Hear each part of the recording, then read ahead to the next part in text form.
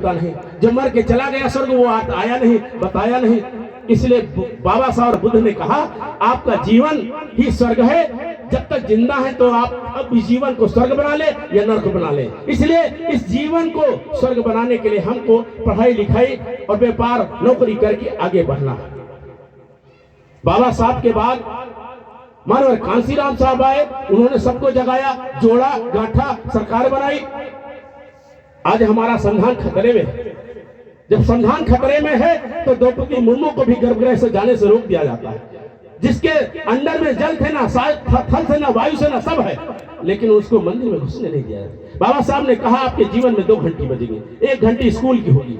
अगर स्कूल की घंटी आपके दिमाग में चली गई, आपने बच्चों को स्कूल भेज दिया था, तो आपके घर में डॉक्टर, इंजीनियर, वकील पैदा होंगे।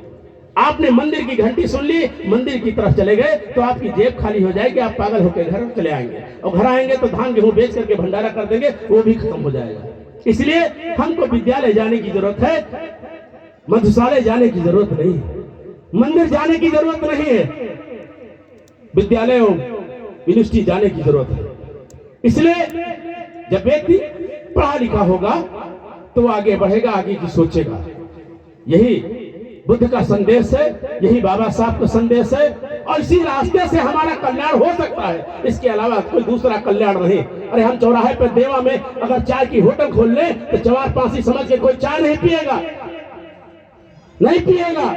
तो हमारे पास केवल एक ही तो रास्ता है, या मजदूरी करें या शिक्षा प्राप्त करके हम अपने बच्चों को आगे बढ़ाएं।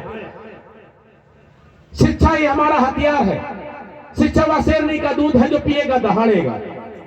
शिक्षा बिना मत गई, मत बिना गति गई, गति बिना हताश हुए शूद्र और गुलाम बनकर रह गए। ये किसने कहा? ये माली समाज के, ओबीसी समाज के ज्योतिबा राव फूले ने कहा। हमारी महिलाओं को स्तन ढकने का अधिकार नहीं था, केरल की नंगोली नाम की महिला ने स्तन काट के रख दिया, तब जाके अधिकार मिला। तो इस तरह से ये संघर्ष है, और ये आपके हिस्से में है।